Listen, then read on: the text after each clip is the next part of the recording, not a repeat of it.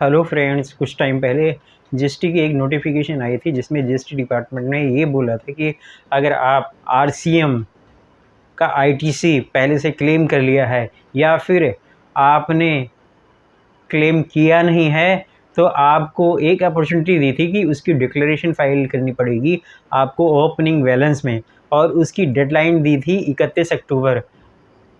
दोस्तों, आज का मेरा पूरा वीडियो इसी टॉपिक पे है, तो चलिए दोस्तों स्टार्ट करते हैं। दोस्तों, क्या थी वो नोटिफिकेशन, चलिए पूरा जानते हैं। दोस्तों, उस नोटिफिकेशन में जीएसटी डिपार्टमेंट ने ये बोला था कि आपने अगर पहले कोई सी भी आईटीसी अगर क्लेम नहीं किया है और आपने रिवर्स कर दिया था, तो वो आप डिक्लेरेशन कर करके ओपनिंग बैलेंस डाल करके आप उसको क्लेम कर सकते हैं। और ऐसा ही आरसीएम के केस में भी बोला था जीएसटी डिपार्टमेंट ने, जिसमें उन्होंने बोला था कि अगर आपकी आरसीएम में लायबिलिटी पहले से आपने क्लेम कर ली है या फिर आपने इनपुट क्लेम किया नहीं है और लायबिलिटी डिपॉजिट कर दी है या टैक्स पे कर दिया है आरसीएम के अगेंस्ट में, तो आपके पास एक अपॉर्चुनिटी है कि आप उस एरर को ठीक कर सकते हैं 30 नवंबर तक। दोस्तों, कैसे करेक्ट करेंगे, चलिए जानते हैं। देखिए दोस्तों, यहाँ पे मैंने लॉगिन कर लिया है और आपको मैं बताता हूँ ये कहाँ पे शो ऑफ होगा। आप अपनी रिटर्न डैशबोर्ड में जाएंगे, क्लिक करेंगे यहाँ पे, आप देखेंगे एक विंडो खुल के आ गई है। दोस्तों, यहाँ पे देखिए, आप जैसे ही क्वार्टर सेलेक्ट करेंगे उससे पहले ही आपको दिख जाएगा, ये देखिए, ये दिख रहा है आपको, report ITC reversal opening balance. दूसरा है report RCM ITC opening balance. अब report ITC reversal opening balance में क्या डालना है दोस्तों, यहाँ ओपन करेंगे आप देखेंगे आपने कोई गलती से रिवर्स कर दिया है आईटीसी जिसका क्लेम नहीं कर पाए, तो आप यहाँ पे उसका ओपनिंग बैलेंस डाल सकते हैं। आपका इंटीग्रेटेड टैक्स है वो डाल सकते हैं, सेंट्रल है वो डाल सकते हैं, स्टेट है वो डाल सकते हैं। यहाँ पे डालने के बाद आप सबमिट कर देंगे, ये डिक्लेरेशन आपको ईबीसी के साथ या डीएससी के साथ लगा करके सबमिट कर देनी है दोस्तों। और यहाँ पे बाकायदा लिखा भी हुआ आ रहा है कि when report the accumulated balance of previous ITC, it is important to take into account only these ITC which were previously reversed in table number 4B।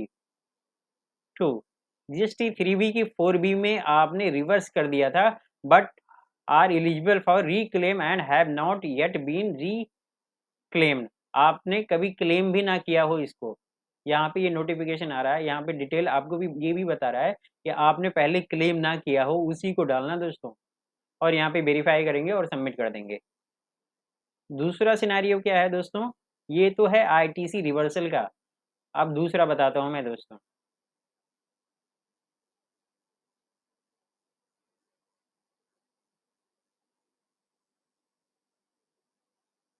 दूसरा है आरसीएम का आईटीसी ओपनिंग बैलेंस डालेंगे। जैसे कि मैंने आपको तीन तीन सिनेरियो बताए ही थे, वो तीन सिनेरियो क्या थे मैंने बता ही दिए थे आपको पहले। वहाँ पे इसका लायबिलिटी डालनी है। तीन सिनेरियो थे, सबसे पहले ये था कि आपने आईटीसी डिक्लेयर कर दिया है 3B के अंदर और उसका टैक्स भी पे कर दिया है, बट आपने आईटीसी क्लेम नहीं करी है, तो यहाँ पे उसका इनपुट डालेंगे, डाल देंगे जितना भी अमाउंट आपका आ रहा है।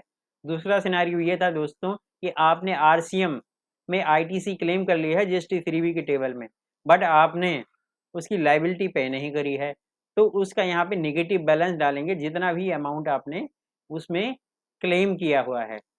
तीसरा सिनेरियो ये था कि दोस्तों आपने गलती से कुछ ऐसे भी आपके इनवॉइस थे जिसको आपने आरसीएम के बिल थे और आपने उसको रिवर्स कर दिया था गलती से, आपने जीएसटी 3B की टेबल में क्लेम ही नहीं किया, तो आपने जब आप करंट की रिटर्न आप फाइल करेंगे इस क्वार्टर की या फिर इस मंथ की, तो उसमें आप डिक्लेयर कर सकते हैं जीएसटी 3B की टेबल में ये वाला आरटीसी अमाउंट कि हमने गलती से रिवर्स कर दिया था, ये वाला अमाउंट डालेंगे और फिर उसको अगले में क्लेम कर सकते हैं, वो फिर उसको क्लेम कर सकते हैं उस अमाउंट को दोस्त।